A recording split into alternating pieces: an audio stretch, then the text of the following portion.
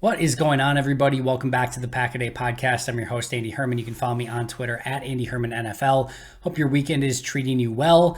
Today, I'm going to be going over my 5 most overrated Packers. If you missed yesterday's episode and would prefer to go over underrated Packers, go check that one out. And I get to be more full of praise and excitement and hope for players rather than today tearing them down a bit. For those of you who know me or don't know me, this is not sort of like my favorite thing to talk about. I like uplifting players. I like being hopeful about players. I hope every one of the Green Bay Packers, heck, I hope everyone in the league turns out to be a Hall of Fame player. Unfortunately, it's not possible. Unfortunately, there's going to be players who play really well. There's going to be others who do not play well. I still think highly of all these players. So please note that A, I'm not trying to tear any of these players down. B, I hope all of them prove me wrong and go on to have phenomenal careers. And C, and finally, there's a lot of players that I'm going to talk about today that I really, really like, but I just don't think are maybe quite up to the level that people think they are at this point. So it's not meant to be tearing any of these players down. It's just that I think maybe expectations are a bit too high for these players. So let's start off right away, and let's go over my number one, probably the one I feel strongest about, and that's Yosh Nijman. I was maybe the only one, and now I feel like I'm definitely the only one that actually believes the Packers made the right move in the 49ers playoff game, instead of going Yosh at left tackle and either Dennis Kelly or Billy Turner at right tackle, going with Billy Turner at left tackle and Dennis Kelly at right tackle.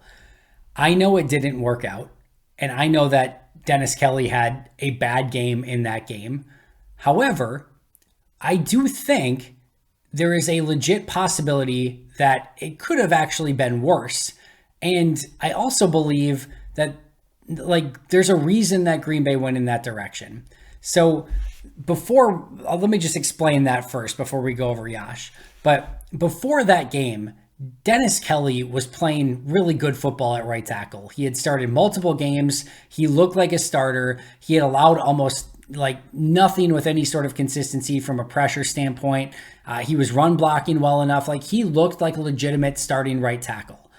I was very, very impressed with Dennis Kelly up until that game. And if you want to know how my grades were up until that point, prior to that game, Billy Turner was a negative 2.45. Dennis Kelly was a plus 2.40, and Yosh was a negative 3.05 going into that game. So Kelly was by far the best of them. So in my opinion, if you were going into that game saying, all right, you've got Billy Turner, Yosh Nijman, and Dennis Kelly, and what's the first thing you want to do? The first thing I want to do, based on how they played up until that point in the season, is make sure that Dennis Kelly's in the lineup. And I don't want to move him around, so he is my right tackle. And I think that's exactly what Green Bay was thinking, is that Kelly had played great up until that point. And again, how are you supposed to know that all of a sudden he's going to have his worst game of the season and really struggle in that game? You just don't anticipate that when he'd been good all season long. So Dennis Kelly, to me, it gets the default right tackle. Now your decision becomes, all right, do you want Billy Turner or Yosh Nijman at left tackle? By a pure grading standpoint, I had Turner graded better than Yosh. From a probably Aaron Rodgers preference, if you asked Rodgers, who would you rather have as your left tackle? I guarantee he would have told you Billy Turner. Also, Billy Turner actually played pretty decent in that game, in all sincerity. Kelly struggled. He was bad in that game. But again, I don't know how you would have known that going into it. And again, if you're looking at Turner or Yosh over the course of their time in Green Bay, to me, that's a no-brainer. Billy Turner's shown the flexibility to play all over the offensive line. Everyone has praised let's get our 5 best offensive linemen on the field. In my opinion, at that time, knowing what they knew going into that game, they did that. Yosh was not one of the best 5. He didn't play as one of the best 5. Now, it backfired. It didn't work. I still argue, I would argue that I don't think Green Bay was wrong. I think they made the right decision based on the best information they had prior to the game and how specifically Dennis Kelly was playing going into that game. Could they have maybe just kept Billy Turner out for one more game and saw how Yosh played at left and Kelly played at right? Yeah, I think they could have done that. The issue is I can't make an argument for anyone playing over Dennis Kelly the way that those 3 offensive tackles had played up to that point in the season. And I think there's a real legitimate possibility that if you play, again, Billy Turner played well that game. And if you play Yosh over Turner, I think you could make an argument that the game would have actually been worse. Now, you could say, all right, well, Kelly's struggling. Maybe put Billy at right and put Yosh in the game. Absolutely. They easily could have made that call and made that adjustment midway through the game, and I would have been 1,000,000% fine with that. Make your adjustments as needed. If one of your players is struggling, especially when you have a player like Yosh on the bench, then go for it. But I wholeheartedly agree with the decision that they made going into that game. And you can argue, well, the Packers were wrong, and so are you, Andy. Look at what happened, and I can understand that. But again, I think if you look at if you go back and watch the tape for how Yosh and Turner and Kelly played prior to that game, I think anyone would have a hard time saying that Turner and Kelly weren't your best options. So that's all I'm saying there. And the reason I have Yosh in my overrated category, and again, the one I feel most strongly about, is I believe that Yosh is a wonderful success story. Undrafted free agent to a player who played a ton at the blindside left tackle for the Packers this past season in a 13-4 season. Like, he deserves a ton of credit for the way that he played. I think he is a very good swing tackle. I think he's an amazing swing tackle for the price that they are getting him at right now. He is one of the better values in the league as an offensive lineman because he's making next to nothing. There is a lot to like about Yosh Nijman. I also think that there is still a ceiling and a level that he can get to as a legitimate starting offensive tackle in this league. He is still young, he is still developing, and I think he could end up being a good starter in this league. Where I differ and why I think he has been overrated is I think everyone goes back to last season just like, yeah, Yosh is a starting left tackle. He was really good, and if Bakhtiari's out, or maybe if Jenkins is out, like, he should be one of the starters. Like, de facto, he was that good. And that's where I disagree with it. I think he's a backup swing tackle who shows some upside, who could get to a starting level, but is not there yet. He benefited from Rodgers at quarterback. He benefited from help to his side on a variety of different occasions. And when he was matched up one-on-one, and when Rodgers didn't get the ball out of his hand, he struggled. He wasn't a great run blocker. He wasn't a great one-on-one pass protector. He showed signs. I think he can develop into it. I love him as a swing tackle. Just don't think he is a average or even, slightly below average starting tackle at this point. I think right now he projects best as a swing tackle, which, oh, by the way, if Bakhtiari is your left tackle and Jenkins is your right tackle, guess what he is? He's a really good swing tackle backing up your two starters. That's exactly what he should be. That's exactly what you hope for, and that's great. I just don't think he is a average starter at this point in his career, and I think that's where a lot of Packer fans have him sort of penciled in as, and I just don't see that at this time. All right, so my number 2, we're going to stick with the offensive line, is Josh Myers. Once again, I will preface this by saying, really like Josh Myers, like the draft pick at the time, think he's going to develop into a really nice center. But I think we are also, we can get caught off guard or get tricked a little bit by thinking, all right, he was a second-round pick out of Ohio State, an immediate starter, and just pencil it in and be like, Green Bay's got center covered for the foreseeable future. They've got a really good center there. He's just going to keep getting better and better, which, yeah, maybe. I think there's even a decent chance that does, in fact, happen. I don't think there's any reason why he can't continue to develop and be the long-term center in Green Bay for however long that he wants to play in Green Bay for. I think that is the more likely scenario than not. But, there is the whole Demarius Randall type situation as well, right? Where you feel like a player played pretty decent their first season, but then just never gets better. In fact, kind of declines a little bit. And then all of a sudden you're searching for a replacement sooner rather than later. Now, Randall had his own issues that weren't just playing related as well, and Myers does not have that.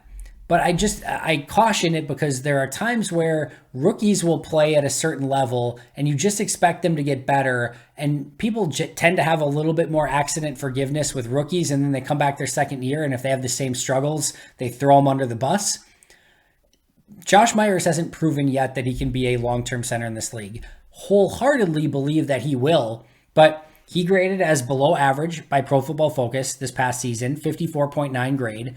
I had him as basically an average plus zero point 0.1 grade. So basically a complete neutral player, which as a rookie offensive lineman, that's really, really good. But it's not like he played at like a really high level all last year. He only played 7 games, struggled with injury issues. And I just think that there's still questions that he has to answer. Do I think he's going to be a good center in this league? I really, really do. But I just don't think we can come to that conclusion and be like, all right, center's good to go. We don't have to worry about it. Set it and forget it. I want to see how he does this year. And if he takes a step and shows that like he's good to go for 17 games and plays 1,000+ snaps and plays at an above average level, I feel wholeheartedly amazing about where his career trajectory is going to be.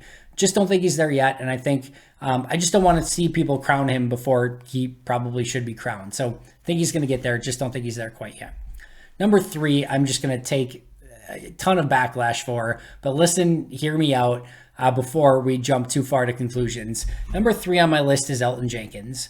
I freaking love Elton Jenkins. I don't know that I've ever seen an offensive lineman that can play all 5 offensive line positions as good as Elton Jenkins can. I don't think I can't think of any offensive lineman that has that level of versatility in my lifetime watching football. That is what he does is so incredibly rare, so incredibly valuable, and he is an incredible, incredible football player. No two ways about it. So, Andy, how is he possibly overrated? He's played 3 seasons of really good football, can play every spot on the offensive line, is still on a rookie contract. In what possible way could you say that he is overrated? Well, why I would say he's overrated is because I think people think, let's just say his best position is left guard, right? I think people have this idea that he is just this all-pro left guard. And that's what he has been basically since day one. And he's just this phenomenal guard that, again, put him as high as you want on your list. That's where I struggle with it, because for me, Pro Football Focus, take it from them first if you don't want to believe me. Here were his 3 grades. 69.1 as a rookie, 66.9 in his second year, 82.1 in his third year.